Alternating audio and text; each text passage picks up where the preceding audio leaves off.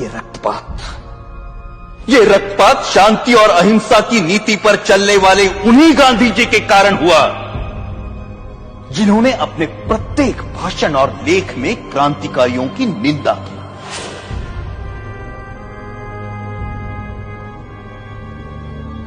जब गांधी जी के प्रचंड विरोध के बावजूद भी मार्च 1931 के वार्षिक अधिवेशन में कांग्रेस ने भगत सिंह के साहस की प्रशंसा में प्रस्ताव पारित किया, तब गांधी जी अपनी इस पराजय को नहीं भूले और कुछ महीने भीतर जब मुंबई के गवर्नर पर गोली चली तो गांधी जी ने उसका कारण भगत सिंह की प्रशंसा में पारित इस प्रस्ताव को ही बताया। सुभाष चंद्र बोस ने गांधी जी के इस कथन का विरोध किया। परिणाम स्वरूप गांधी जी सुभाष बोस को भी अपना शत्रु समझने लगे।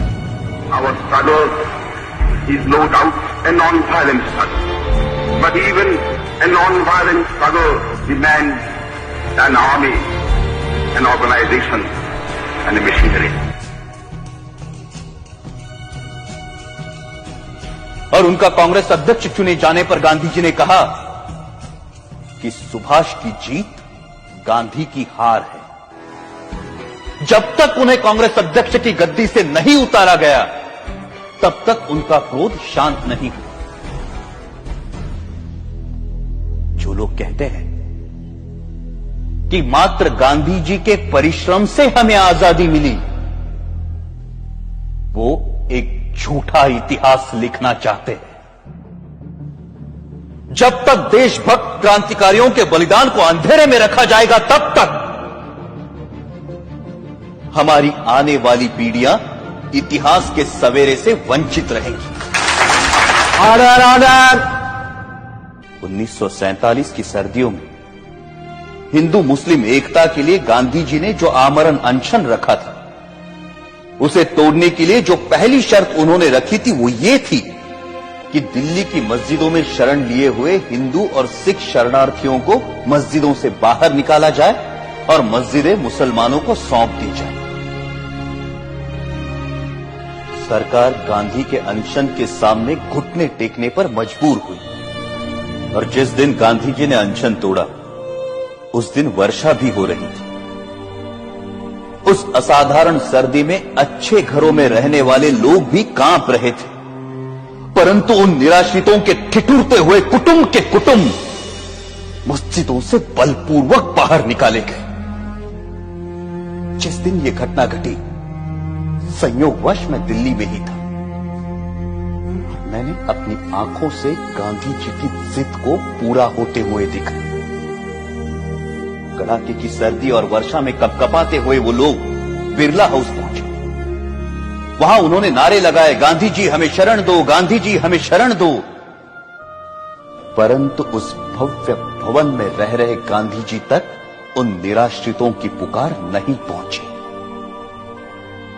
ये मर्मस्पर्शी दृश्य जिसे देखकर कठोर से कठोर मनुष्य का हृदय भी द्रवित हो जाए, मैंने स्वयं अपनी आंखों से देखा है।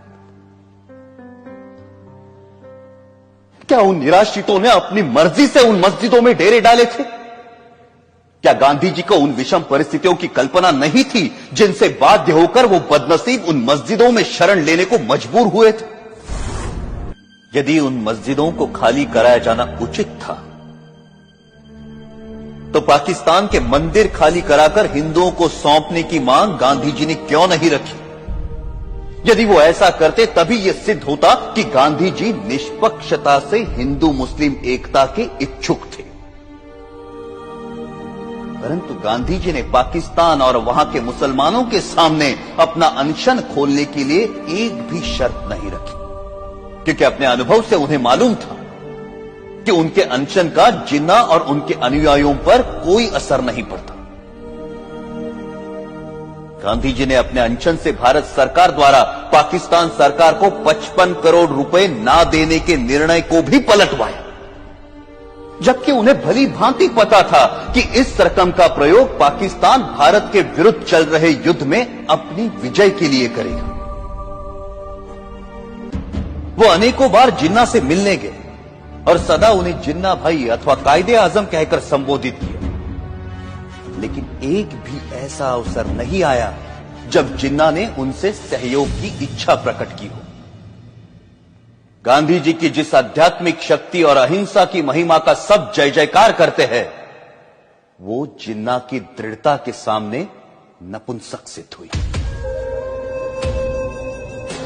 जब गांधी जी को यह दिखाई दे चुका था कि वो अपनी आध्यात्मिक शक्ति से जिन्ना को प्रभावित नहीं कर सकते, तो उन्हें अपनी